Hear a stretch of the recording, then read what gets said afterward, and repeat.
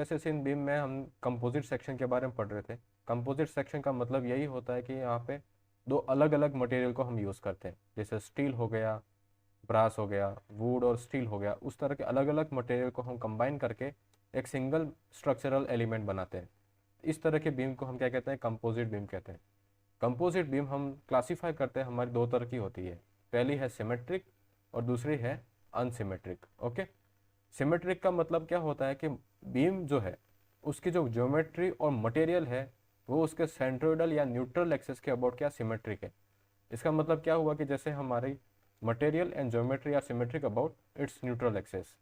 जैसे हमारा ये कोई बीम का सेक्शन है, ये माना कि हमारा किसका बना हुआ है, ब्रास का बना हुआ है। ओके, और यहाँ पे ये जो है वो स्टील का बना हुआ है, ये किसका बना हुआ है, स्टील का। तो ये हमारा सेंट्रोइडल एक्सिस होगा इसका। इस एक्सिस के अबाउट ब्रास ये है वो इक्वली डिवाइडेड है और इक्वल स्पेसिंग पे है। उसी जगह पे हमारा जो ये स्टील है, स्टील भी हमारा क्या है, इस एक्सिस से इक्वली डिवाइडेड है। यहाँ पे इसका एरिया और यहाँ पे इसका एरिया बराबर है, और इसकी जो सेंटर की इस न्यूट्रल एक्सिस से डिस्टेंस है वो भी कैसी है, इक्वल है। तो इस सेक्शन को हम क्या बोलेंगे, हमारा सिमेट्रिक सेक्शन है। ओके, कैसा है, सिमेट्रिक सेक्शन है। उसी जगह पे अनसिमेट्रिक सेक्शन देखते हैं। यहाँ पे देखें तो ज्योमेट्री तो सिमेट्रिक है, मतलब इसकी विड्थ क्या टोटल बी है, और यहाँ पे इसकी डेप्थ d1 d2 को हम बराबर मानते हैं, d1 is equal to d2। मतलब ये ज्योमेट्री में तो कैसा है, हमारा सिमेट्रिक लग रहा है, लेकिन यहाँ पे हमारा मटेरियल क्या है, स्टील का है। ओके, और यहाँ पे ये मटेरियल कैसा है, हमारा ब्रास का है। तो मटेरियल इस एक्सिस के अबाउट क्या सिमेट्रिक है, नहीं है। तो मतलब ये कैसा माना जाएगा, हमारा अनसिमेट्रिक सेक्शन माना जाएगा। ओके, तो इन दोनों अलग अलग सेक्शंस की हमें कंपोजिट बीम कंसीडर कर रहे हैं। इसके करस्पॉन्डिंग हमें मोमेंट ऑफ रेजिस्टेंस निकालना है। मोमेंट ऑफ रेजिस्टेंस का मतलब क्या होता है, moment of resistance, composite beam है तो बीम के ऊपर कोई लोडिंग लगेगी। ओके, इस लोडिंग के कारण इसमें जो बेंडिंग मोमेंट आएगा कैसा आएगा, हमारा ट्रायंगुलर शेप बनेगा। इस ट्रायंगुलर शेप में जो मैक्सिमम वैल्यू होगी वो कितनी होगी, अगर ये पी फोर्स है तो ये होगी P into L upon 4। Okay, ये ए है, ये बी है, यहाँ पे ये ए पॉइंट हो गया और यहाँ पे ये बी पॉइंट हो गया। तो यहाँ पे मैक्सिमम मोमेंट की वैल्यू कितनी है मेरी, पी एल अपॉन 4। तो मोमेंट ऑफ रेजिस्टेंस कितना होता है कि जो मोमेंट ऑफ रेजिस्टेंस का मतलब है बीम का कुछ मटेरियल होगा। ओके, इस मटेरियल की जो मैक्सिमम मोमेंट कैरिंग कैपेसिटी है, क्या, मैक्सिमम मोमेंट कैरिंग कैपेसिटी, इससे ये ज्यादा नहीं होना चाहिए। Okay, P L upon 4 should be less than what, maximum moment carrying capacity. Maximum moment carrying capacity हम किससे निकालते हैं, उसके बेंडिंग स्ट्रेसेस से। किससे निकालते हैं, बेंडिंग स्ट्रेसेस से। बेंडिंग स्ट्रेसेस से हम कैसे निकालेंगे, जैसे हमारी कोई क्रॉस सेक्शन है, हमने माना कि हमारा सेक्शन कैसा है, रेक्टेंगुलर है।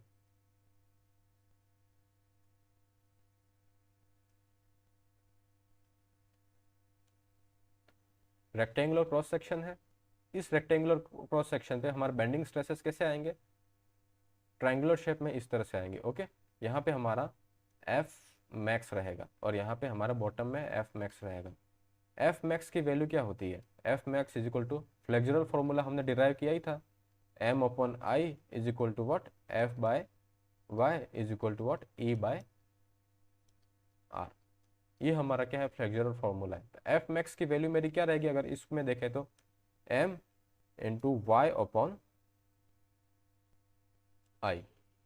y अपॉन आई को मैं क्या लिख सकता हूं, m divided by i upon y। Okay, इसे हम कहते हैं i अपॉन y को हमारा फ्लेक्सुरल मॉडुलस। ओके, और section modulus, section modulus. Okay, इसे हम z से रिप्रेजेंट करते हैं। तो f मैक्स की वैल्यू मेरी क्या रह जाएगी, f max is equal to what, m upon z। Okay, m upon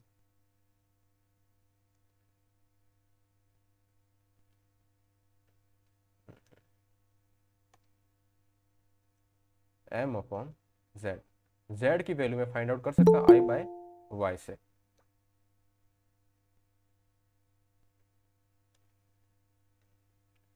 ठीक है, तो यहां से मेरे पास क्या आ जाएगी, एफ मैक्स। एफ मैक्स क्या होता है, उस मटेरियल में लगने वाला maximum stresses.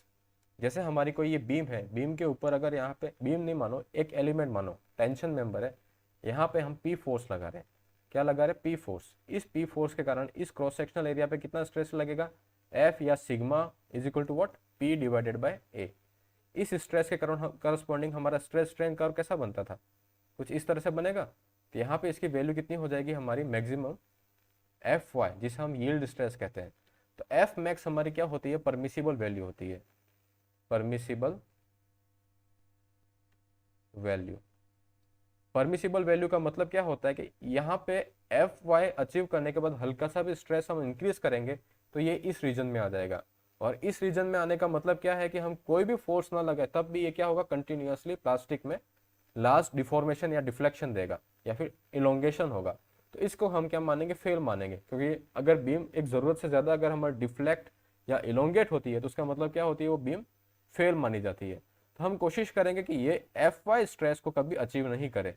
Okay, F Y stress को अचीव नहीं करे इसके लिए हम क्या लगाते हैं, एक फैक्टर ऑफ सेफ्टी लगाते हैं। फैक्टर ऑफ सेफ्टी मैंने मानी जैसे एफ ओ एस बोला, जिसको मैंने 2 मान लिया।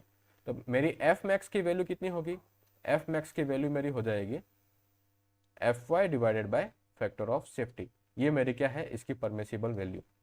तो यहाँ से मेरे मैक्सिमम मोमेंट कैरिंग कैपेसिटी में फाइंड आउट कर सकता हूँ। एम मैक्स मेरा क्या हो जाएगा, एम मैक्स को मैं क्या बोल सकता हूँ, maximum moment carrying capacity of beam. ये कितना रहेगा मेरा, F max into section modulus, जिसे हम जेड से रिप्रेजेंट करते हैं। ओके, इससे ज़्यादा नहीं होना चाहिए। ये इस मटेरियल की मैक्सिमम मोमेंट कैरिंग कैपेसिटी है। जो बीम पे लोडिंग लग रही है, हमने पॉइंट लोड माना जो लग रहा है सेंटर पे पी का, तो इसके करस्पॉन्डिंग हमारा मैक्सिमम मोमेंट कहाँ लगेगा, उसके सेंटर ऑफ स्पान पे। यहाँ पे मेरा moment according to applied loading, maximum moment, इसकी वैल्यू मेरी कितनी होती है, पी एल अपॉन 4। ये कैसे आता है ये आपको पता ही है। ओके, यहाँ पे इसके लोड आ जाएंगे p/2, यहाँ पे आ जाएगा p/2। तो सेंटर पे जब बेंडिंग मोमेंट और शियर फोर्स डायग्राम बनाएंगे तो शियर फोर्स का लेफ्ट हैंड साइड पे जो सेक्शन का वैल्यू रहेगी वो हमारी मैक्सिमम मोमेंट रहेगा, इसलिए रखी है। ओके, तो यहाँ मैक्सिमम मोमेंट मेरा सेंटर पे कितना आया, PL/4 का। मतलब पी लोडिंग के कारण मेरा मोमेंट कितना आ रहा है, PL/4 मैक्सिमम। ये वैल्यू है PL/4 should be less than what, maximum moment carrying capacity.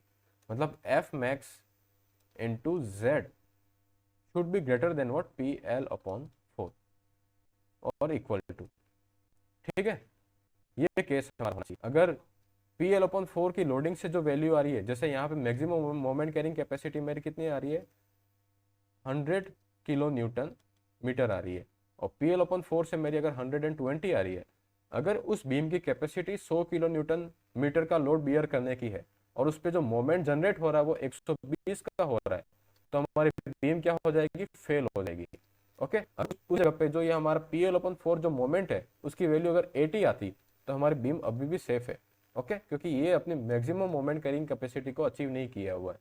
ठीक है ना, तो यहाँ पे हमारा क्या होगा कि अगर हमें पता चल गया तो मैक्सिमम इसकी वैल्यू कितनी होनी चाहिए, इसके बराबर, मतलब PL/4 is equal to what, F max Z.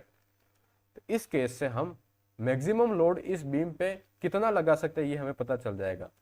P max is equal to what, F max into Z into 4/L। Okay, इससे हम मैक्सिमम मोमेंट उस बीम पे कितना लगा सकते हैं ये पता चल जाएगा। P max पता चल गया। अब यहाँ पे मेरा 10 किलो न्यूटन आ रहा है, P max की वैल्यू 10 किलो न्यूटन, और अगर मैं यहाँ पे 11 किलो न्यूटन का लोड लगाऊं सेंटर पे, तो इसका मतलब क्या हुआ कि 11 किलो न्यूटन का लोड ये बीम बियर नहीं कर सकती है, क्योंकि यहाँ पे 10 किलो न्यूटन ही इसकी मैक्सिमम मोमेंट कैरिंग कैपेसिटी को ये अचीव कर सकता है, कर लेता है। तो अगर मुझे बीम पे लगने वाला लोड अगर कितना है, 11 किलो न्यूटन का है, तो मैं क्या करूंगा, मटेरियल चेंज करूं या फिर उसका क्रॉस सेक्शन चेंज करूं। क्रॉस सेक्शन मतलब जेड क्या है मेरा, जेड है, तो उसके लिए मेरा जेड क्या आता है, I/Y, Y मैक्स होता है यहाँ पे। तो I/Y मैक्स की वैल्यू जेड इसके लिए कितनी होती है, ये अगर मेरा B है और यहाँ पे ये डेप्थ D है, तो Z कितना रहेगा, BD²/6। मैं यहाँ पे ये डायमेंशन इंक्रीज करके Z की वैल्यू को इंक्रीज कर सकता हूँ। अगर Z की इंक्रीज होगी, यहाँ पर टर्म इस पूरे वैल्यू की मैग्नीट्यूड भी क्या होगा, इंक्रीज होगा। जब ये मैक्सिमम होगा, यहाँ पे Z इंक्रीज होगा, यहाँ पे z इंक्रीज होगा तो p की वैल्यू भी मेरी क्या होगी, इंक्रीज हो जाएगी। तो मुझे सेक्शन कितना प्रोवाइड कराना है ये भी मैं यहाँ से चेक कर सकता हूँ। इस तरह से आप रिवर्स भी जा सकते हो। तो हम बेंडिंग स्ट्रेसेस की वैल्यू के एप्लीकेशन हमारी क्या है, इससे हम मैक्सिमम लोड कितना लगा सकते हैं ये पता चल जाता है, और उस लोड के करस्पॉन्डिंग हमें सेक्शन क्या प्रोवाइड कराना ये भी हमें पता चल जाता है। ओके, ये कब होता है, जब हमारा सेक्शन कैसा है, सिंगल सेक्शन है, मतलब यहाँ पे हमारा कंपोजिट बीम नहीं है, मटेरियल भी एक ही है और एक ही मटेरियल का बना हुआ है। लेकिन कभी कभी क्या होता है, स्ट्रक्चर में हमें सिर्फ बेंडिंग मोमेंट को रजिस्ट करना होता है, या कुछ ऐसी एप्लीकेशन होती है वहां पे हमें कंपोजिट बीम की रिक्वायरमेंट रहती है। तो कंपोजिट बीम का मतलब क्या होता है, कंपोजिट बीम, कंपोजिट बीम का मतलब होता है कि हमारा जो बीम है वो कैसा है, दो अलग अलग मटेरियल से मिलकर बना हुआ है। Beam element is made up of two different material। तो डिफरेंट मटेरियल से मिलकर बना हुआ बीम होता है, तो उसे हम क्या बोलते हैं, कंपोजिट बीम कहते हैं। कंपोजिट बीम में बेंडिंग स्ट्रेसेस कैसे निकालते हैं, सबसे पहले हम देखते हैं इस बीम्स को हम दो तरह से क्लासिफाई करते हैं। पहला है हमारा सिमेट्रिक, ओके, और दूसरा हमारा सिमेट्रिक और अनसिमेट्रिक। तो सिमेट्रिक बीम क्या होता है, सिमेट्रिक बीम का मतलब होता है कि उसके न्यूट्रल एक्सेस के ऊपर और नीचे ज्योमेट्री और जो है वो इक्वली डिस्ट्रीब्यूटेड होना चाहिए, तो वो क्या कहलाता है, हमारा सिमेट्रिक कहलाता है। अनसिमेट्रिक में अगर ऐसा केस नहीं है तो वो हमारा क्या कहलाएगा, अनसिमेट्रिक बीम कहलाएगा, किसमें, कंपोजिट में। तो सबसे पहला केस हम लेते हैं सिमेट्रिक बीम का।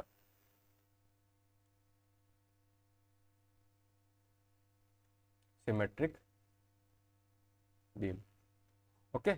आज आपकी क्लास पूरी लंबी चलेगी।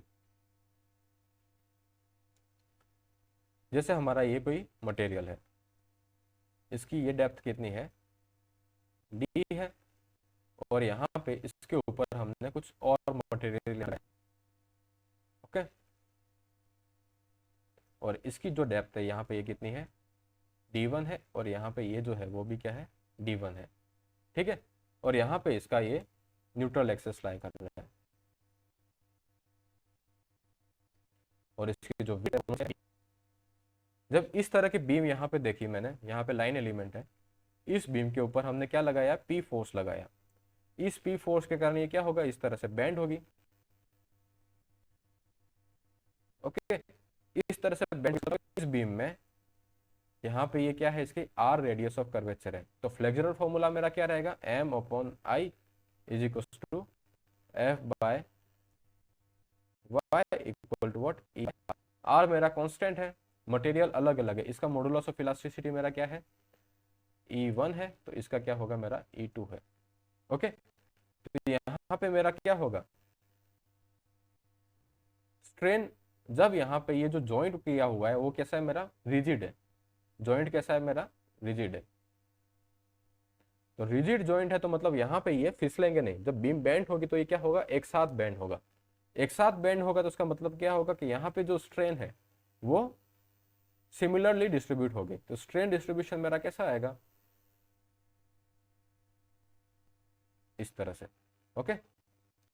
न्यूट्रल एक्सेस पे स्ट्रेन कितना रहेगा, 0 रहेगा, मैक्सिमम रहेगा। ये क्या है, मेरा स्ट्रेन।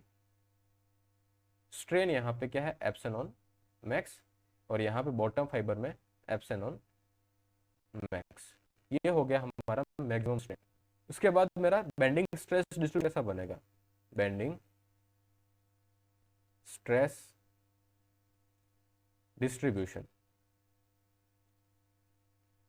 बेंडिंग स्ट्रेस डिस्ट्रीब्यूशन का मतलब हम F से रिप्रेजेंट करते हैं। F इक्वल टू क्या होता है, E epsilon, okay, E into what, epsilon. Epsilon मेरा क्या है, स्ट्रेन है, और E क्या है, मेरा मॉडुलस ऑफ इलास्टिसिटी। यहाँ पे मैंने क्या लगाया है, हुक्स लॉ लगाया है। हुक्स लॉ मेरा क्या कहता है, sigma is equal to E into epsilon. Sigma को मैं यहाँ पे F से रिप्रेजेंट कर रहा हूँ, तो F is equal to E into epsilon. क्या है मॉडुलस ऑफ इलास्टिसिटी जो होता है वो क्या होता है, मटेरियल टू मटेरियल क्या होता है, वेरी करता है। तो माना यहाँ पे केस है मेरा E1 is what greater than E2। यहाँ पे मैंने इसको स्टील माना और इसको ब्रास माना, इसका मॉडुलस ऑफ इलास्टिसिटी ऑब्वियसली क्या रहेगा, ज्यादा रहेगा। ओके, उसके करस्पॉन्डिंग मेरा स्ट्रेस डायग्राम कैसा बनेगा,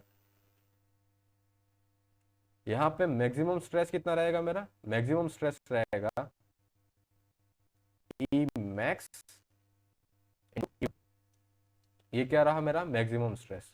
इसके करस्पॉन्डिंग यहाँ पे इस फाइबर में मैक्सिमम स्ट्रेस कितना रहेगा मेरा, यहाँ पे रहेगा E मैक्स इंटू E1। यहाँ पे जो मटेरियल, यहाँ पे अगर स्ट्रेन जो है वो मैंने माना E1 या फिर एप्सिलॉन 1। ओके, तो यहाँ पे अगर इस तरह से पूरा का पूरा मटेरियल, इसमें स्ट्रेस डिस्ट्रीब्यूशन भी किस तरह से आता है मेरा, इसी तरह से आता है, राइट। जब मेरा मटेरियल पूरा एक ही होता तो यहाँ पे यही, लेकिन यहाँ पे मटेरियल क्या हो रहा है मेरा, चेंज हो रहा है। यहाँ पे मेरा मटेरियल क्या हो रहा है, ये चेंज हो रहा है। ओके, मटेरियल चेंज हो रहा है तो यहाँ पे इसका मॉडुलस ऑफ इलास्टिसिटी, स्ट्रेस कितना रहेगा, यहाँ पे मेरा स्ट्रेस कितना रहेगा इस लेवल पे, E2 इंटू यहाँ पे इस लेवल पे इस फाइबर में स्ट्रेन कितना आ रहा है, एप्सिलॉन 1, एप्सिलॉन 1। यहाँ ये जो पॉइंट है इसी लाइन पे यहाँ पे कितना है मेरा, E1 इंटू एप्सिलॉन 1। ओके, और यहाँ पे होना कितना चाहिए, E2 इंटू एप्सिलॉन 1। अब यहाँ पे E1 is what greater than E2 है, यहाँ पे वो क्या होगा, इस पॉइंट से थोड़ा अंदर की तरफ रहेगा। ओके, मतलब मेरी ये जो वैल्यू है वो यहाँ तक है, ठीक है। फिर यहाँ पे मटेरियल चेंज हो रहा है, तो मटेरियल चेंज होने के कारण इस पॉइंट पे भी हम देखेंगे, इस पॉइंट पे मेरे स्ट्रेस की वैल्यू क्या रहेगी, यहाँ पे, तो यहाँ पे मेरी वैल्यू कितनी रहेगी, E2 इंटू एप्सिलॉन 2। ओके, तो यहाँ पे मेरा जो डायग्राम बनेगा वो किस तरह से बनेगा, इस तरह से, ये नहीं रहेगा। ओके, इस मटेरियल के लिए स्ट्रेस डिस्ट्रीब्यूशन रहेगा। तो यहाँ पे फाइनल डायग्राम बने तो हमारा कैसा दिखेगा, फाइनल डायग्राम मेरा दिखेगा, यहाँ पे मैक्सिमम स्ट्रेसेस इन स्टील रहेगा E1 इंटू व्हाट एप्सिलॉन। फिर इस फाइबर तक मेरे स्ट्रेसेस कितने रहेंगे, यहाँ पे मेरा रहेगा एप्सिलॉन 1 इंटू E1। लेकिन उसके बाद मटेरियल चेंज होने के बाद यहाँ पे मेरे स्ट्रेस की वैल्यू सडनली कितनी होगी, रिड्यूस होकर कितनी हो जाएगी, एप्सिलॉन 1 इंटू E। फिर ये इस मटेरियल में स्ट्रेस का वेरिएशन कुछ इस तरह से रहेगा। ओके, फिर यहाँ पे मेरी वैल्यू कितनी हो जाएगी, यहाँ पे वैल्यू होगी मेरी एप्सिलॉन 2 इंटू व्हाट E2। फिर वापस मेरा मटेरियल, यहाँ पे मेरी वैल्यू हो जाएगी, स्ट्रेन तो उतनी ही है, कितनी है, एप्सिलॉन 2 है, मटेरियल का E2 आ जाएगा। इस तरह से मेरा क्या होगा, बेंडिंग स्ट्रेस डिस्ट्रीब्यूशन होगा।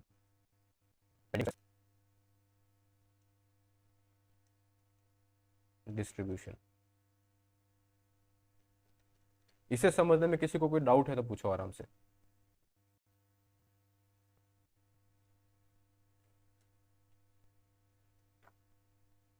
कोई दिक्कत है,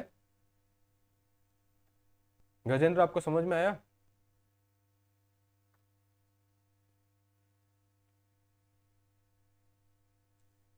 भारती नहीं आया तो मना कर देना, ठीक है ना।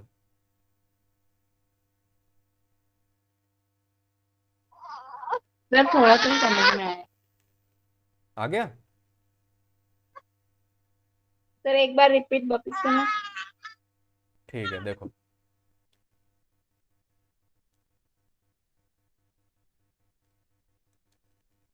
सिमेट्रिक बीम है, मतलब क्या है कि इस बीम का दोनों जगह पे हमारा क्रॉस सेक्शनल एरिया तो क्या है, इक्वली डिस्ट्रीब्यूटेड है इस न्यूट्रल एक्सिस के अबाउट, और यहाँ मटेरियल भी जो है वो इक्वली डिस्ट्रीब्यूटेड है, मतलब जो है वो बराबर है। जब इस बीम को हम क्या करेंगे, इस बीम को जब मोमेंट या फिर पी फोर्स के कारण बैंड करेंगे, तो बैंड करने के कारण क्या है कि यहाँ पे ये जो रिजिड जॉइंटेड है, दोनों मटेरियल कैसे रिजिड जॉइंटेड, तो कैसा होगा हमारा, यूनिफॉर्म होगा। ओके, यूनिफॉर्म स्ट्रेन डिस्ट्रीब्यूशन है मतलब पूरे के थ्रू आउट द सेक्शन हमारा कैसा लीनियर स्ट्रेन डिस्ट्रीब्यूशन होगा। तो लीनियर स्ट्रेन डिस्ट्रीब्यूशन एक्सेस और मिनिमम न्यूट्रल एक्सेस पे होगा, और ये जो लीनियर वेरिएशन हमने बता दिया। स्ट्रेन तो हमारा यूनिफॉर्मली डिस्ट्रीब्यूटेड, ओके, जो लीनियरली वेरी कर रहा है। लेकिन यहाँ पे जो स्ट्रेस होगा वो मटेरियल की जो मॉडुलस ऑफ इलास्टिसिटी चेंज होगी, तो स्ट्रेस उसमें जो जनरेट होगा उसकी वैल्यू भी क्या होगी, अलग होगी। मैंने माना कि फर्स्ट मटेरियल जो मेरा है उसमें मॉडुलस ऑफ इलास्टिसिटी कितनी है मेरी, E1 है, और अंदर वाला मटेरियल है उसकी मॉडुलस ऑफ इलास्टिसिटी मटेरियल में यहाँ पे मेरा स्ट्रेसेस कितने जनरेट होंगे, ये स्ट्रेन इनटू इसकी जो मॉडुलस ऑफ इलास्टिसिटी है। इस जॉइंट के जस्ट ऊपर यहाँ पे मेरी स्ट्रेन स्ट्रेस की वैल्यू कितनी रहेगी, एफ की वैल्यू रहेगी। यहाँ पे इसमें स्ट्रेन कितना है, मैंने एप्सिलॉन डैश प्राइम, और इसकी इलास्टिसिटी कितनी है, E1 मेरी क्या है, इलास्टिसिटी है। तो मतलब इतना स्ट्रेन यहाँ पे जनरेट होगा, ओके। लेकिन फाइबर चेंज कर रहा है, तो जस्ट इसके नीचे जब देखेंगे, इसके नीचे मेरी मटेरियल क्या होगा मेरा, अब E2 मटेरियल होगा जिसकी इलास्टिसिटी मेरी कितनी है, E2 है। तो इसके करस्पॉन्डिंग मेरा स्ट्रेस कितना होगा, यहाँ पे जो डिफॉर्मेशन हो रहा है, डिफॉर्मेशन कितने हैं, एप्सिलॉन 1, तो मेरा क्या है, स्ट्रेन इनटू इसका इलास्टिसिटी E2। तो ये इसमें क्या आ जाएंगे मेरे स्ट्रेसेस आगे, स्ट्रेसेस आगे। इसके बाद मेरा stress distribution through out the इस मटेरियल में क्या रहेगा, इसी वेरिएशन के साथ चलता रहेगा। मैंने E1 is what greater than E2 है, लेकिन इस जगह पे अगर ऐसा होता, क्या होता, E2 is greater than what, E1 होता, तो फिर हमारा स्ट्रेस स्ट्रेन डायग्राम कैसा बनता, when E1 is greater than E2 होता। तो यहाँ पे मटेरियल है, इस मटेरियल में यहाँ पे ये फर्स्ट मटेरियल है और बीच में मेरा क्या है, सेकेंड मटेरियल है। यहाँ पे इसकी डेप्थ क्या है, D1 है, ये क्या है, D है, D1, ओके। इसके करस्पॉन्डिंग स्ट्रेन तो मेरा क्या रहेगा, यूनिफॉर्मली वेरी करेगा, मतलब लीनियर वेरिएशन रहेगा इस तरह से, ओके। इस फाइबर पे मेरा स्ट्रेन क्या है, मैंने इसको एप्सिलॉन मैक्सिमम है। इस फाइबर पे सिमेट्रिक सेक्शन है, तो यहाँ पे भी मेरा स्ट्रेन कितना रहेगा, एप्सिलॉन 1, और यहाँ पे एप्सिलॉन मैक्सिमम। अब मेरा यहाँ पे इसका मॉडुलस ऑफ इलास्टिसिटी क्या है, E1 है, और यहाँ पे क्या है, E2 है। मेरा केस क्या है, E1, ओके, कोई बात नहीं। यहाँ पे मैक्सिमम फाइबर में स्ट्रेस की वैल्यू कितनी रहेगी, यहाँ पे मैं बेंडिंग स्ट्रेस डायग्राम बना रहा हूँ, बेंडिंग स्ट्रेस। एक्सट्रीम फाइबर में मेरी एफ मैक्स की वैल्यू क्या रहेगी, F max is equal to what, flexural formula हमारा क्या होता है, M upon I is equal to what, F upon Y is equal to what, beam यहाँ पे रिजिडली जॉइंटेड है, तो उसका रेडियस ऑफ कर्वेचर, पूरी बीम बैंड होगी वो सेम होगी। इसी तरह से बीम पूरी बैंड होगी, तो पूरी बीम का रेडियस ऑफ कर्वेचर तो मेरा क्या रहेगा, कांस्टेंट रहेगा। तो एफ मैक्स की वैल्यू मेरी क्या आ जाएगी, into Y max divided by R. Y max कितना है मेरा, यहाँ से इसकी डिस्टेंस न्यूट्रल एक्सेस से, ये मेरा क्या हो जाएगा, वाई मैक्स। यहाँ पे इसकी वैल्यू कितनी रहेगी, वाई मैक्स अपॉन आर, ठीक है। अब यहाँ पे इस लेवल तक मटेरियल मेरा क्या है, E1 ही है। वाई की वैल्यू मेरी क्या होगी, धीरे धीरे इस फाइबर में वाई चेंज होगी, और यहाँ पे वाई की वैल्यू चेंज होगी, ओके। तो यहाँ पे ये वाई के साथ लीनियर भी वेरी करेगा। यहाँ तक आते आते मेरी एफ की वैल्यू क्या हो जाएगी, एफ की वैल्यू मेरी हो जाएगी E1 3 है, तो यहाँ ये डिस्टेंस कितनी हो जाएगी मेरी, D/2। तो यहाँ पे ये क्या हो जाएगा, D/2 अपॉन, जस्ट उसके नीचे यहाँ पे मेरा मटेरियल क्या हो रहा है, अब E2 हो रहा है। मटेरियल क्या है मेरा, E2 है, जिसकी मॉडुलस ऑफ इलास्टिसिटी क्या है, E2 है। यहाँ पे मेरा केस क्या है, E2 is greater than E1। तो यहाँ पे जब इस मटेरियल में स्ट्रेस में वैल्यू फाइंड आउट करूंगा, तो उसकी F1 ले लेता हूँ, और F2 की वैल्यू मेरी क्या होगी, E2 इंटू वाई मैक्स की डिस्टेंस तो उसकी उतनी ही होगी, D/2 divided by radius of curvature भी इतना ही होगा, क्योंकि कर्व फॉर्म हो रहा है R। ये सेम है, लेकिन F2 की वैल्यू किसके ऊपर वेरी कर रही है, E1 और E2 पे। यहाँ पे मेरा क्या है, E2 ज्यादा है, E2 ज्यादा, तो ये कर्व किस तरफ मूव करेगा मेरा, अब बाहर की तरफ मूव करेगा इस तरह से। ओके, और की वैल्यू धीरे धीरे डिक्रीज होगी और न्यूट्रल एक्सिस पे y की वैल्यू मेरी क्या हो जाएगी, 0। फिर फर्दर बॉटम में देखेंगे तो y की वैल्यू धीरे धीरे क्या होगी, इंक्रीज होगी, और इस फाइबर तक मेरी वैल्यू क्या आ जाएगी, यहाँ पे मेरी होगी F E2 into D/2 divided by R। Okay, then after फिर से अगेन यहाँ पे मटेरियल क्या हो रहा है मेरा, E1 हो रहा है। जब मटेरियल E1 हो रहा है तो यहाँ पे मेरा F E1 into D/2 upon R। तो यहाँ पे E1 क्या हो जाएगा, सडनली रिड्यूस हो जाएगा, तो यहाँ पे इसकी वैल्यू सडनली रिड्यूस हो जाएगी। देन आफ्टर अगेन यहाँ पे y की वैल्यू धीरे धीरे नीचे जाते जाएंगे तो इंक्रीज होती रहेगी, तो यहाँ पे ये इस तरह से मेरा स्ट्रेस डिस्ट्रीब्यूशन बनेगा। ओके, ये कब बनेगा, जब मेरा क्या है, E2 is greater than E1। और जब ये जो केस था वो E1 is greater than E2 था, मॉडुलस ऑफ तब मेरा बेंडिंग स्ट्रेस डिस्ट्रीब्यूशन कैसा बनेगा,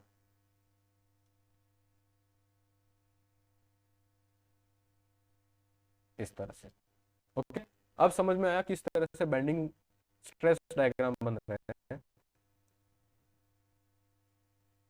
यस सर। ओके, तो अब हमें पता चल गया कि बेंडिंग स्ट्रेस डायग्राम किस तरह से बन रहे हैं। अब हमें निकालना है इसका मोमेंट ऑफ रेजिस्टेंस।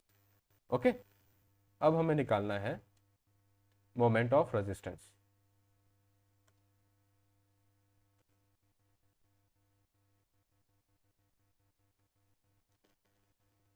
तो मोमेंट ऑफ रेजिस्टेंस निकालने के लिए हम क्या करते हैं, इस बीम का, ये बीम है, ओके, यहाँ पे इसकी डेप्थ मैंने क्या मानी, डी मानी, इसे D1 ना मान के इसकी टी थी, और यहाँ पे इसकी थिकनेस क्या है, मेरी टी है। फिर यहाँ पे मैं क्या करूँगा, इसका बेंडिंग स्ट्रेस डायग्राम बनाऊंगा। मेरा पहला केस मैंने यही अज्यूम किया कि E1 is greater than E2, second material है। तो बेंडिंग स्ट्रेस डायग्राम किस तरह से बनेगा, इनिशियली मेरी यहाँ पे वैल्यू कितनी रहेगी, E1 into Y divided by R, इसके साथ y चला गया, देन आफ्टर सडनली यहाँ पे वैल्यू मेरी कितनी हो जाएगी, E2 into what, y divided by R. फिर y वैल्यू धीरे धीरे जीरो होते हुए वापस इंक्रीज होगी, then after bending stress diagram बनेगा, बेंडिंग स्ट्रेस डायग्राम। अब हमें निकालना है क्या, moment of resistance. Moment of resistance, इस पूरे सेक्शन का मोमेंट ऑफ रेजिस्टेंस क्या है, moment of resistance by material 1 plus moment of resistance by material 2। Moment of resistance का मतलब क्या हुआ, कितना मोमेंट, फॉर्मूला क्या था, फ्लेक्सुरल फॉर्मूला था m upon i is equal to what, f by y। तो m की वैल्यू मेरी यहाँ पे f upon y, i upon y को मैं क्या लिख सकता हूँ यहाँ पे, सेक्शन मॉडुलस। क्या होगा मेरा ये सेक्शन मॉडुलस टू z, ये मेरा क्या हो जाएगा, सेक्शन का मोमेंट ऑफ रेजिस्टेंस। अब यहाँ पे z क्या है, मेरा सेक्शन मॉडुलस है, इस मटेरियल का सेक्शन मॉडुलस निकालूंगा और उनको ऐड कर दूंगा तो मेरे पास मैक्सिमम मोमेंट ऑफ रेजिस्टेंस हो जाएगा। तो MR1 मेरा क्या रहेगा, MR1 मतलब क्या होगा, सिग्मा W, और यहाँ पे मैं क्या लिख सकता हूँ,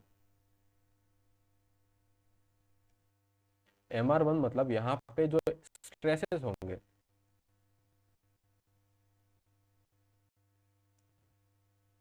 यहाँ पे स्ट्रेसेस कितने होंगे मेरे, F1 माने, okay, maximum stresses F1 into इस सेक्शन का मोमेंट ऑफ Z1। ओके, अब Z1 मुझे निकालना है, और MR2 is equal to what, F2 into Z2। F2 मेरा क्या है, इस मटेरियल का, यहाँ पे ये स्ट्रेसेस कितने होंगे, ये F2, तो यहाँ पे ये F2 आ जाएगा फॉर मटेरियल 2, और इंटू Z2।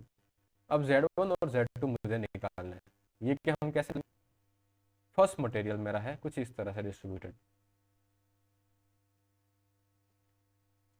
ओके, इसका इस एक्सिस के अबाउट मुझे क्या निकालना है, moment of inertia divided by, यहाँ पे ये जो डिस्टेंस ये कितनी है d/2 और इसकी थिकनेस कितनी है मेरी t है, तो ये डिस्टेंस मेरी कितनी हो जाएगी d/2 प्लस t।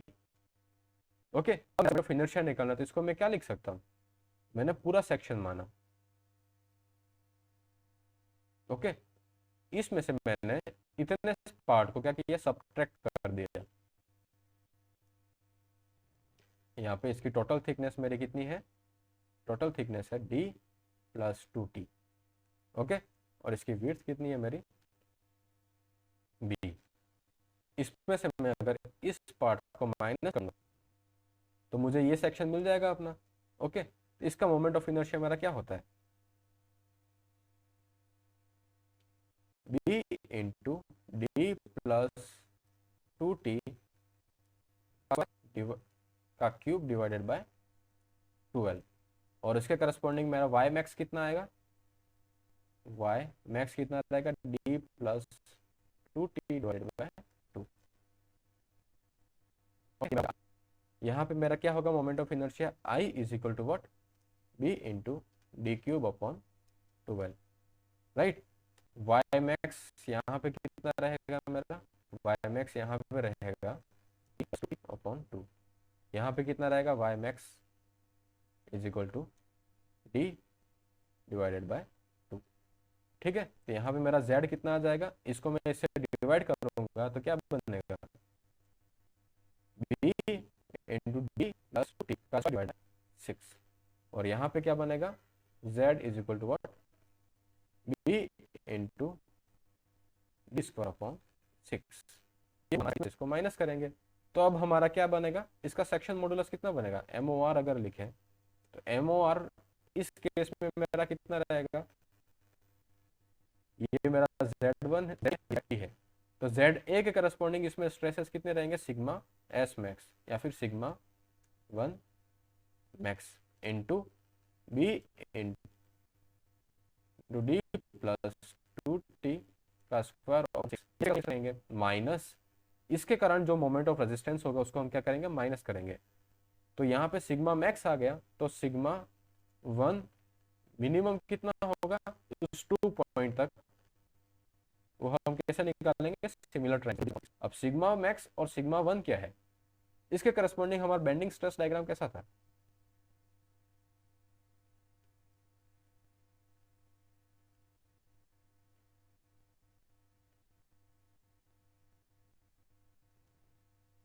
इस तरह से मेरा बेंडिंग स्ट्रेस डायग्राम था। यहाँ पे ये क्या, सिग्मा 1 मैक्स, और यहाँ पे क्या, सिग्मा 1, यहाँ पे ये क्या है मेरा, सिग्मा 2 मैक्स। ओके, तो यहाँ पे सिग्मा 1 मिनिमम कैसे निकालेंगे, सिमिलर ट्रायंगल से। अगर ये ट्रायंगल यहाँ पे ये पूरा मटेरियल ही होता, ये डायग्राम कुछ इस तरह से होता, राइट। तो यहाँ पे सिमिलर ट्रायंगल लगाएंगे, ये डिस्टेंस मेरी कितनी है, d प्लस 2t अपॉन 2, और ये डिस्टेंस मेरी कितनी है, d/2, sigma 1 max divided by d plus 2t upon 2 is equal to sigma 1 minimum divided by what, यहाँ से ये तो कैंसिल हो गया, तो सिग्मा 1 मैक्स तो मैं निकाल ही सकता हूँ परमिसिबल वैल्यू से, सिग्मा 1 मिनिमम कैसा आएगा, इससे sigma 1 minimum is equal to what, into sigma 1 max. Okay, इससे मेरी ये वैल्यू आ जाएगी। तो इस मटेरियल के कारण मेरा मोमेंट ऑफ रेजिस्टेंस की वैल्यू कितनी रहेगी, तो MOR1 इज इक्वल टू कितना आएगा, sigma 1 max into B into D plus 2t का square plus sigma 1 minimum into B into D square upon 6। Sorry, यहाँ पे ये माइनस रहेगा क्योंकि सब कर रहे हैं, राइट।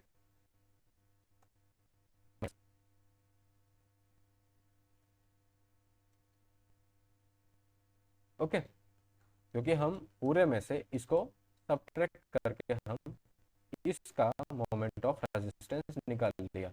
अब अंदर रेजिस्टेंस क्या होगा, MOR2। MOR2 मतलब क्या हुआ, ये वाला मटेरियल है, यहाँ पे इसकी डेप्थ कितनी है, D है, ये क्या है, B है। उस यहाँ पे मेरी इसकी वैल्यू कितनी थी, σ1 मिनिमम, और यहाँ पे इसकी वैल्यू कितनी आ जाएगी, σ2 मैक्स है। तो यहाँ पे मोमेंट ऑफ रेजिस्टेंस क्या होगा, क्योंकि यहाँ पे सेक्शन हमारा कंटिन्यूअस है, तो moment of resistance two MOR2 is equal to what,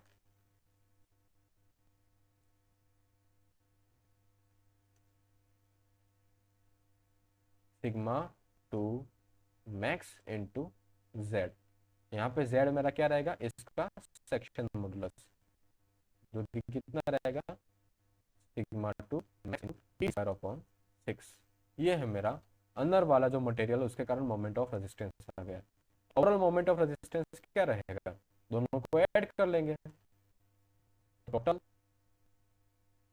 moment of resistance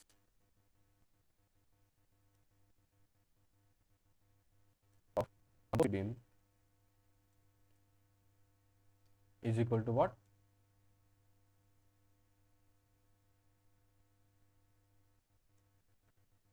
यहाँ पे इसकी विड्थ कितनी है, B है, यह D है, और इसकी ये T है।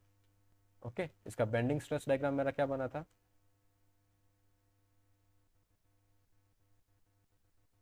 इस तरह से। यहाँ पे वैल्यू मेरी क्या है, सिग्मा, सिग्मा लिख देते, σ1 मैक्स, यहाँ पे वैल्यू कितनी है मेरी, σ1 मिनिमम, यहाँ पे वैल्यू कितनी है मेरी, σ2 मैक्स। आपको बता दिया, यहाँ पे परमिसिबल वैल्यू को ये अचीव करेगा, तो यहाँ पे ये σ1 मैक्स है, वो उसकी इस मटेरियल की परमिसिबल वैल्यू के क्या हो जाएगा, बराबर हो जाएगा। ओके, यहाँ से हमारा MOR कितना बनेगा, MOR is equal to 1 plus MOR2। तो MOR1 क्या है मेरा, σ1 max into what, B into D plus divided by 6 minus σ1 minimum into B into D square upon 6 plus σ2 max into B into D square upon 6। ये total moment of resistance है। Okay, इस तरह से हम composite moment of resistance find out करते हैं। किसी को कोई दिक्कत है इसको समझने में, नो सर। आ गया समझ में, यस सर। ठीक है, दिक्कत है तो पूछ लेना, ठीक है ना। आप आज है ना, ठीक है सर। आपके लिए पूरी क्लास रिवाइज हो रही है, ठीक है। हाँ सर, पता है। तो ठीक है ना, ये मोमेंट ऑफ रेजिस्टेंस हो गया। अब हम अगला केस देखते हैं। अब इसमें क्या होता है कि जैसे जैसे अगर हमारा मटेरियल चेंज होता है, जैसे क्या है, यहाँ पे ये क्या है, स्टील है, और यहाँ पे मेरा ये क्या है, ब्रास है। दोनों की जो मैक्सिमम स्ट्रेस है, सिग्मा परमिसिबल, वो क्या है, अलग अलग है। दोनों का अलग अलग हो गया सिग्मा परमिसिबल वैल्यू। जैसे स्टील की जो सिग्मा परमिसिबल वैल्यू है वो मेरी कितनी है, जैसे मैंने मान लिया mm² है। ब्रास की जो मेरी वैल्यू है वो कितनी है, सिग्मा परमिसिबल फॉर ब्रास जो है वो मेरी 80 न्यूटन पर mm²। ओके, तो अब मेरे पास जो बेंडिंग ड्रॉ किया था वो कैसा था, यहाँ पे ब्रास है तो ब्रास का मॉडुलस ऑफ इलास्टिसिटी कितनी रहती है, EB, और यहाँ पे इसका मॉडुलस ऑफ इलास्टिसिटी क्या हो जाएगा, ES। हमेशा EB ES, इसके करस्पॉन्डिंग मेरा बेंडिंग स्ट्रेस डायग्राम किस तरह से बनेगा,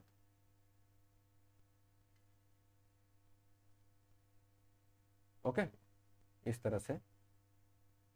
फिर वैल्यू क्या होगी, फिर से डिक्रीज होगी, and then after sigma max in brass, और ये जो है वो क्या है, sigma max in steel.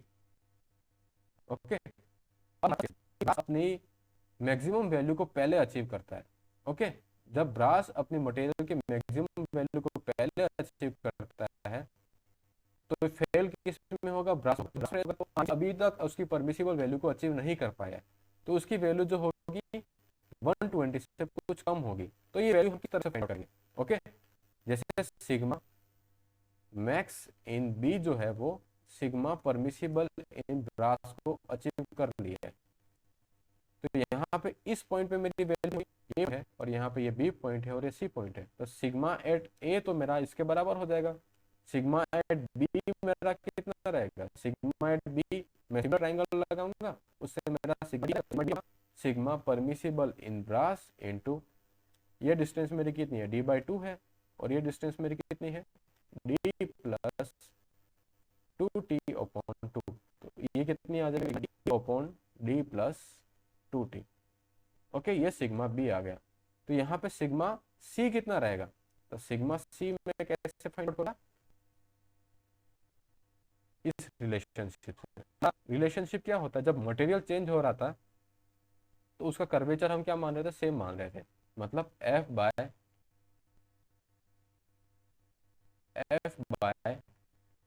Y are. इस बीम में जब लोडिंग के कारण क्या हो रहा था, मेरा रेडियस ऑफ कर्वेचर क्या था, throughout the section constant था। ओके, तो F is proportional to what, E into Y, proportional है, राइट। तो यहाँ पे मेरा अगर सिग्मा ब्रास में F B is equal to what, E B into Y, तो उसी जगह पे मेरा एफ एस क्या आ जाएगा, E S into Y upon F B upon, दोनों का रेशियो ले लेते हैं, F B upon F S is equal to what, E B upon E S. Okay, तो एफ इक्वल टू कितना आ जाएगा मेरा, F S is equal to what, इसको यहाँ पे भेज देते हैं और यहाँ पे इसको ले आते हैं, E S upon E B into what, F F मेरा क्या है, मतलब यहाँ पे सिग्मा सी है, sigma C is equal to E S upon E B into F B क्या है मेरा, बी पॉइंट पे मैं क्या बोला, सिग्मा बी। इस तरह से मेरा सिग्मा सी आ गया। सिग्मा सी मेरा क्या है, stresses in steel adamant. Okay, maximum stresses in steel. Sigma C की जो वैल्यू है वो अगर less than sigma permissible in steel है, तो मतलब क्या है, मेरा सेक्शन सेफ है, लेकिन सिग्मा सी की वैल्यू अगर ग्रेटर देन आती है तो मतलब क्या होगा, ब्रास में परमिसिबल वैल्यू को अचीव करने से पहले ही ये स्टील में क्या होगा। ये बात समझ में आई आपको, थोड़ी ट्रिकी है पर ध्यान से यस सर। समझना।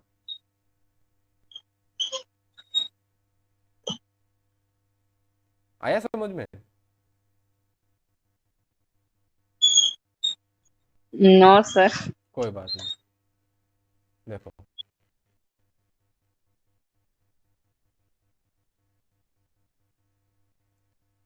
क्या होता है, जैसे हम क्या है, कंपोजिट सेक्शन है। ओके, कंपोजिट सेक्शन में तो ये क्या है, यहाँ पे ब्रास है और यहाँ पे ये स्टील है और यहाँ पे ये वापस ब्रास है, या फिर मैंने माना कि ये पूरा सेक्शन है, यहाँ बाहर वाली फ्लैंज में क्या है, बीच में मटेरियल है जिसे मैंने ब्रास माना, और यहाँ पे ये वापस क्या है, स्टील है। इसके करस्पॉन्डिंग हम क्या बनाते हैं, हमारा बेंडिंग स्ट्रेस डायग्राम। तो बेंडिंग स्ट्रेस डायग्राम, स्टील है, स्टील का मॉडुलस ऑफ इलास्टिसिटी अगर ज़्यादा है तो कुछ इस तरह से ये बेंडिंग स्ट्रेस डायग्राम बन गया। इस केस में कैसा बनता है हमारा, इस तरह से। ओके, तो इस तरह से बन रहा है। तो यहाँ पे ये क्या है, ब्रास में मैक्सिमम स्ट्रेसेस है इस पॉइंट पे, ये क्या है मेरे, सॉरी स्टील में मैक्सिमम स्ट्रेसेस, और ये जो वैल्यू है यहाँ से यहाँ तक, ये क्या है मेरी ब्रास में मैक्सिमम स्ट्रेस। ओके, ठीक है। तो एक फर्स्ट केस हो सकता है कि ब्रास मैक्सिमम स्ट्रेसेस है, ब्रास में जो मैक्सिमम स्ट्रेसेस है वो क्या है, ब्रास की परमिसिबल वैल्यू को अचीव करते हैं। लोड लगाने के कारण जो मैक्सिमम स्ट्रेसेस आए वो उसकी मटेरियल की जो परमिसिबल वैल्यू है उसको अचीव करेंगे। तो उसके करस्पॉन्डिंग ब्रास में maximum stresses is equal to what, maximum stress is equal to what, sigma B permissible. Okay, maximum stresses कैसे आएंगे, जब मैंने यहाँ पे बीम में करस्पॉन्डिंग यहाँ पे क्या होंगे, मैक्सिमम स्ट्रेसेस आएंगे उसके एक्सट्रीम फाइबर में। और परमिसिबल क्या है, इस मटेरियल में जब हम स्ट्रेस स्ट्रेंथ कर्व बनाते थे तो यहाँ पे ये जो वैल्यू आती है वो क्या आती है, हम लोड कभी इसमें इस मटेरियल में लगाएंगे ही नहीं। परमिसिबल क्या होती है, इसके ऊपर हम फैक्टर ऑफ सेफ्टी ले लेते हैं। मतलब इस बीम में maximum stresses F I bye factor of safety के ज्यादा नहीं होनी चाहिए, वैल्यू होती है इस मटेरियल के करस्पॉन्डिंग। और ब्रास में जो मैक्सिमम स्ट्रेसेस हैं वो उसके लोडिंग के करस्पॉन्डिंग आते हैं। लोड उतना ही लगाएंगे कि उसकी कैपेसिटी से वो बियॉन्ड ना हो या फिर उसके जस्ट बराबर रहे। उस तरह से हमने एक केस लिया जिसमें हमारे ब्रास में जो मैक्सिमम स्ट्रेसेस है ये अपनी परमिसिबल वैल्यू को क्या हो रहा है, अचीव हो रहा है।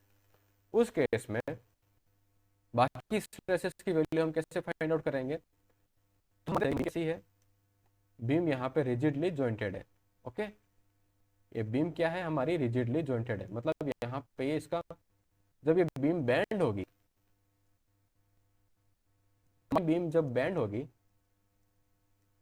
ओके, ये बीम जब बैंड होगी तो उसका जो रेडियस ऑफ कर्वेचर है वो मेरा क्या है, कांस्टेंट है।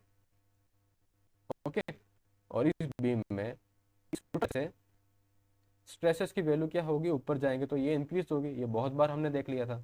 ओके, तो यहाँ पे जो ब्रास में जो मैक्सिमम स्ट्रेस है उसकी वैल्यू किस तरह से फाइंड आउट करेंगे,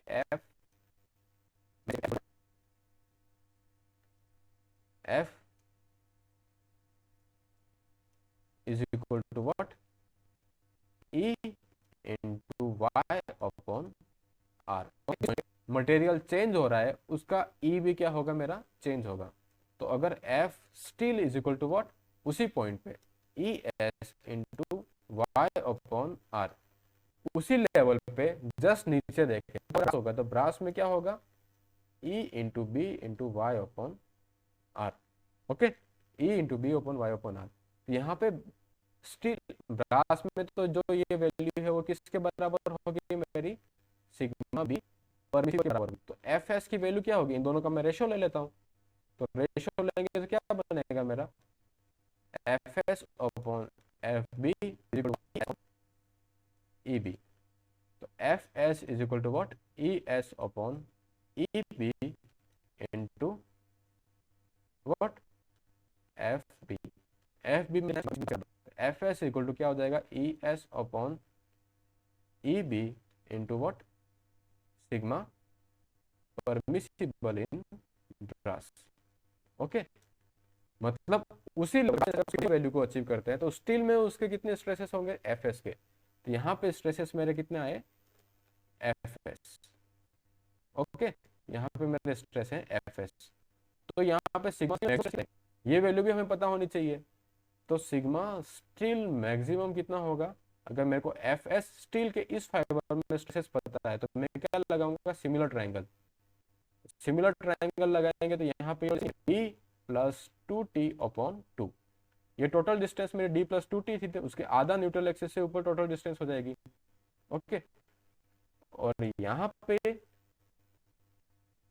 इस लेवल तो सिमिलर ट्रायंगल लगाएंगे तो मेरा क्या रिलेशनशिप बनेगा, टेन थीटा ही है एक तरह से। तो sigma S max is equal two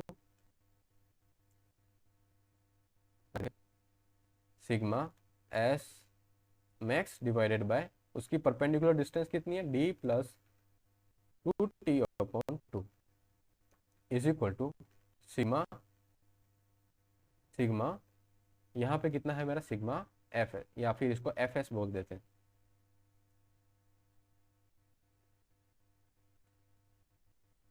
equal to F S कर लिए। यहाँ पे मेरा सिग्मा एस मैक्स कितना आएगा, यहाँ पे 2 से 2 कैंसिल हो गया, तो ये कितना होगा मेरा एफ एस इंटू डी। इस तरह से मेरे हर फाइबर में जो चाहिए मेरे को रिक्वायरमेंट वो स्ट्रेसेस आ गए। ओके, मतलब मैंने इस बीम में यहाँ पे मेरे स्ट्रेसेस क्या है, एफ एस है, यहाँ पे मेरे क्या है, एफ बी है, और यहाँ पे मेरा क्या है, sigma S max. Permissible value brass की, परमिसिबल वैल्यू इन ब्रास, यहाँ पे एफ एस की वैल्यू क्या होगी, sigma permissible in brass into what, E modulus of elasticity E B.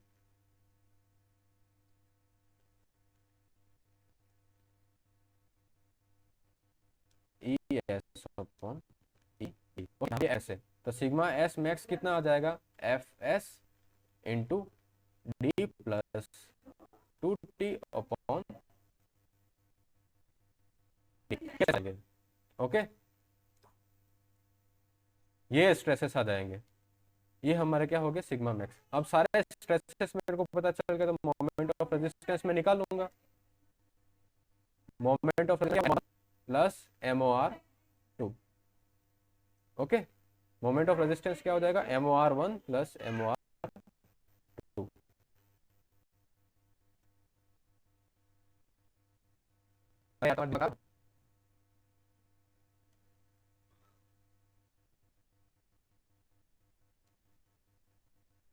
Okay, तो MOR1 मेरा क्या था, S B into D plus 2t का whole square upon 6 minus F S into B plus यहाँ पे क्या होगा, MOR2 कितना हो जाएगा मेरा, MOR2 हो जाएगा मेरा एफ 6, यहाँ पे ये 6 रहेगा। इस तरह से हम मोमेंट ऑफ रेजिस्टेंस निकालेंगे। ओके, फाइनली इस तरह से हम कंपोजिट बीम के जब सिमेट्रिक सेक्शन होता है उसको हम सॉल्व करते हैं। Yes sir. ओके, तो ये क्लास अब यहीं एंड करते हैं, आगे कंसेप्ट थोड़ी आगे वाली क्लास में देखेंगे। तो ये पूरा का पूरा पिछली क्लास का एक तरह से रिवीजन ही था आज। बात समझ में आ रही है ना आपको, किस तरह से थैंक मोमेंट ऑफ रेजिस्टेंस निकालते हैं, कंपोजिट बीम में किस तरह से स्ट्रेस का डिस्ट्रीब्यूशन चेंज होता है, और हम किस तरह से सिमिलर ट्रायंगल लगाते हैं। ये कंसेप्ट है, जिस तरह से एग्जाम्पल सोल्व करेंगे उसमें और क्लियर होता जाएगा। आपको कंसेप्ट समझ में आ गया ना, किस तरह से हम कंपोजिट बीम में मोमेंट ऑफ रेजिस्टेंस निकालते हैं। यस सर, थैंक ठीक यू है, सर, आपने मेरे लिए क्लास वापिस ली। तो आज एक ही बच्चा था तो फिर मैंने सोचा पढ़ाई देते हैं आराम से, ठीक है। और जो मिस कर रहा है वो मिस कर ही गया आज, ठीक है ना। ओके, आप क्लास एग्जिट कर सकते हो। Okay sir, thank you.